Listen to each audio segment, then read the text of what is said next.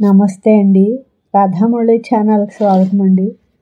ఓం శ్రీ మహాగణాధిపతయే నమః. ఓం శ్రీ గురుభ్యో నమః. శ్రీమాత్రే నమః. సౌందర్యలహరి 37వ శ్లోకం అండి.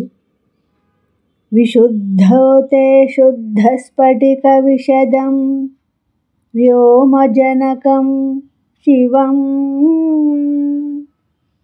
సేవే దేవీమపి శివసమానవ్యవసితా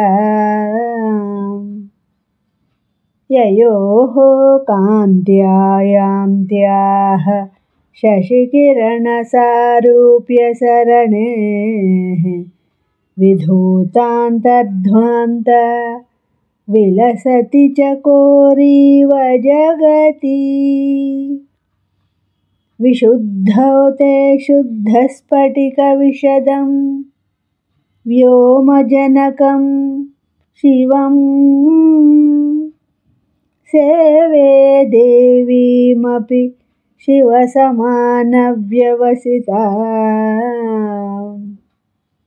యయోః కాంత్యాయాంత్యాః శశికిరణసారూప్యసరణేః విధూతాంతర్ధ్వాంత విలసతి చకోరీవ జగతి. ఈ శ్లోకం యొక్క భావం అండి. అమ్మా, నీ విశుద్ధ చక్రంలో ఆకాశతత్వ జనకుడై శుద్ధ స్ఫటిక సదృశంగా స్వచ్ఛంగా తేజరిల్లే పరమశివుని, అతనితో సమంగా సువ్యవస్థిరాలగు నిన్ను నేను సేవిస్తాను.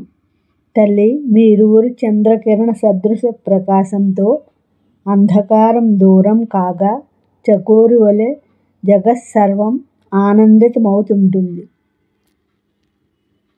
నా ఈ శ్లోకం మీకు నచ్చినట్లయితే లైక్ చేయండి, షేర్ చేయండి, సబ్స్క్రైబ్ చేయండి.